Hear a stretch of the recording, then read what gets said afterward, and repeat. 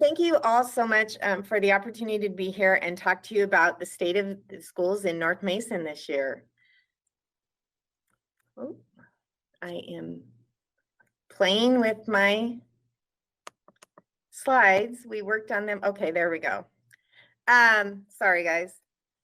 So in North Mason, we have had a very interesting year, just like everybody else. And maybe we've had a little bit of extra that is interesting. But to talk about our demographics for North Mason right now, as of this morning, our enrollment is at 2286, and we anticipate some additional growth by the October count. We are up a little bit from this time last year, not as much as usual, but we are pleased that we do see some growth because many of our neighboring districts are seeing very significant losses due to the inroads made by other online learning opportunities for kids. Our demographics have been changing steadily over time. We remain a high poverty school district.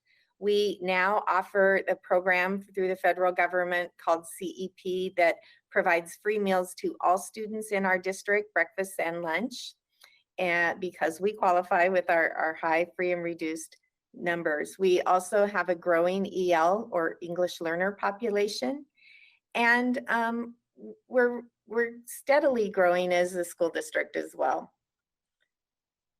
But in the past, since last February, we've had some major challenges, and those started with a levy failure. We actually ended the year with a double levy failure, which presented a lot of challenges to the district, but I'm very proud of my team.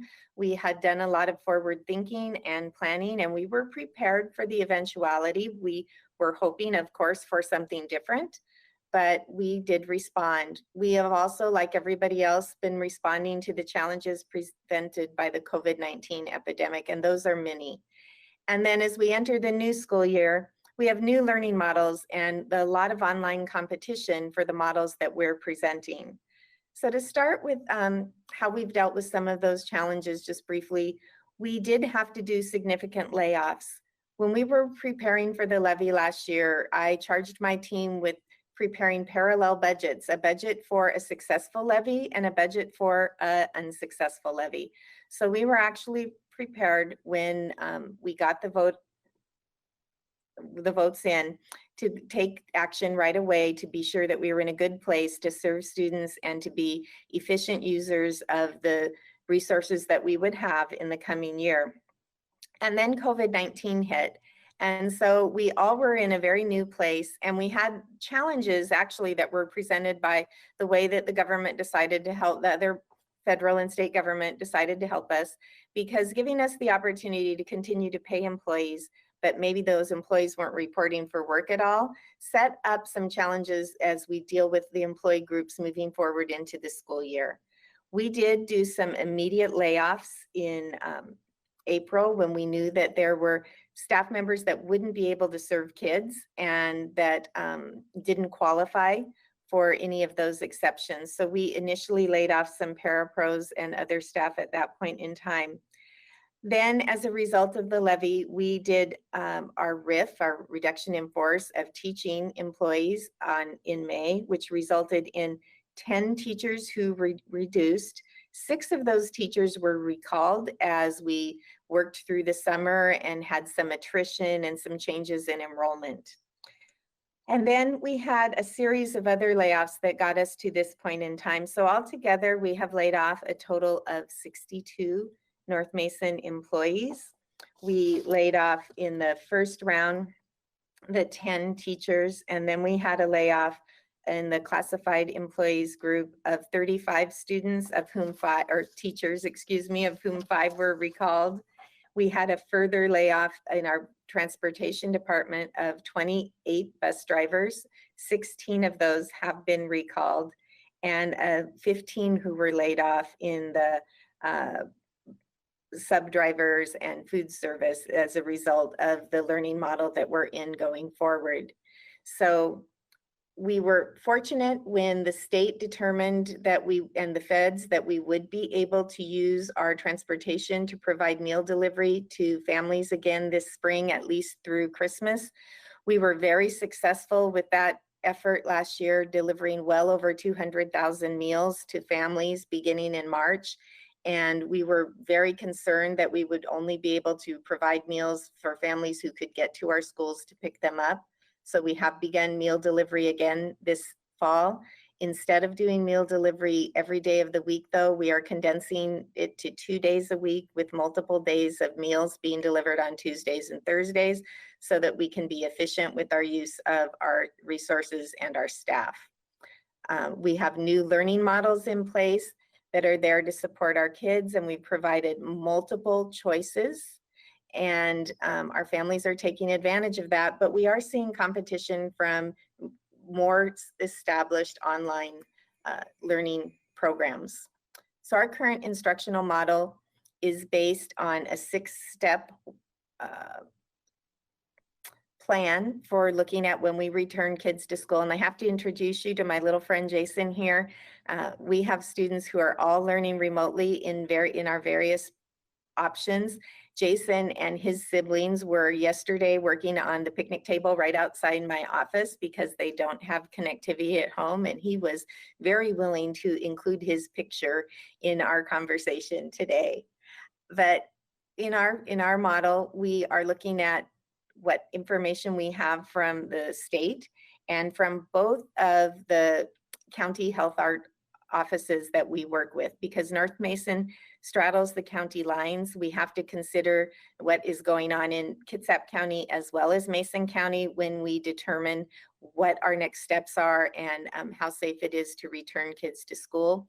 We have been told that our decisions are based on both counties, but whichever county has the worst situation is the county that we have to use to make our determinations.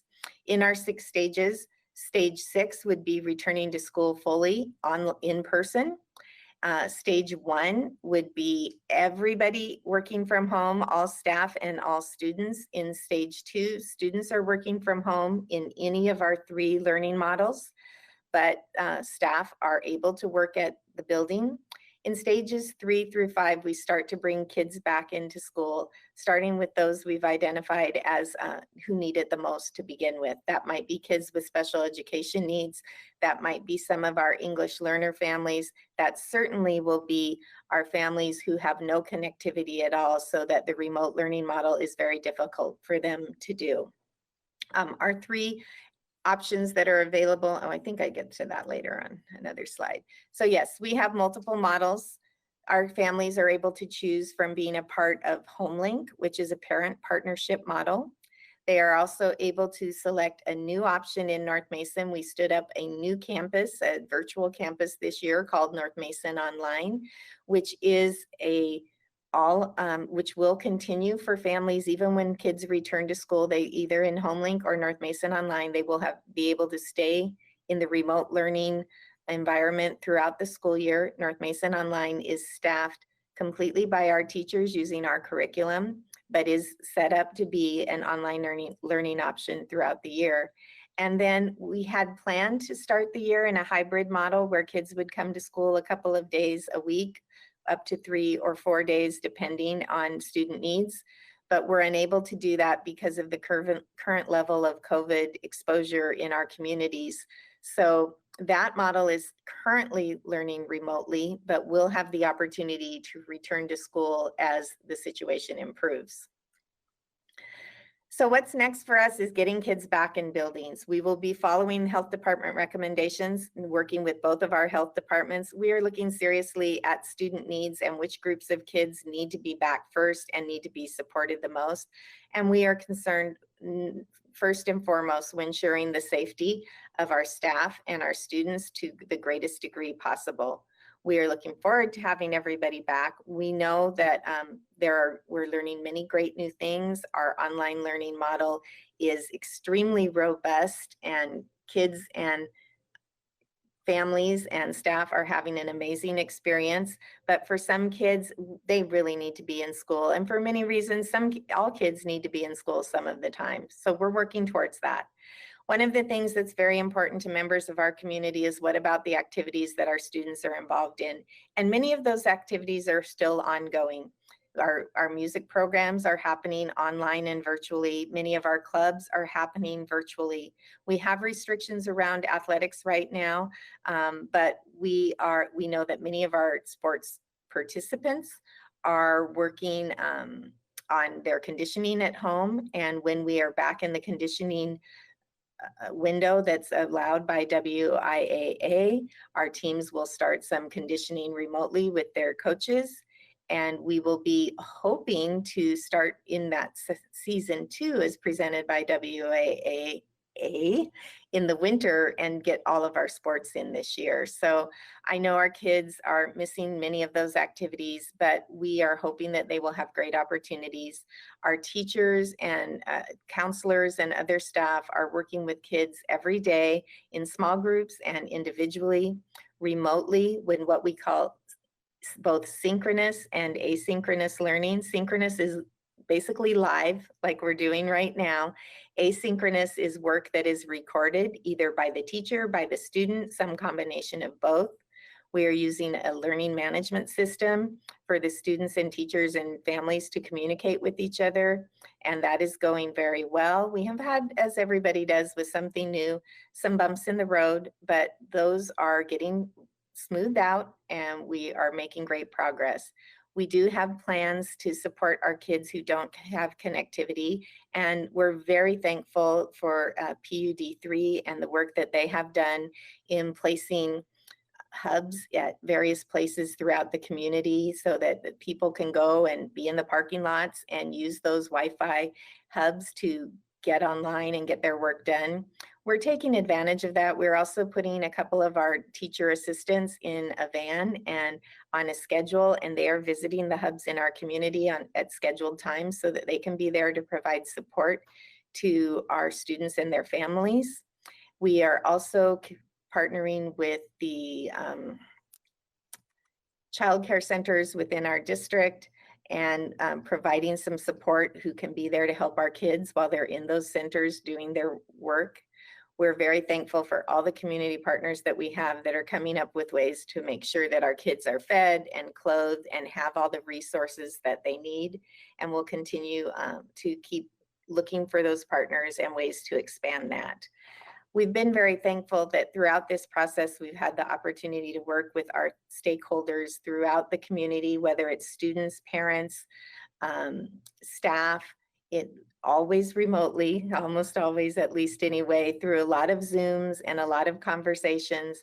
But we're very positive. They're all very positive. We're all working together to meet the needs of our kids. We're looking to the day when school resumes in something like what we all know school to be.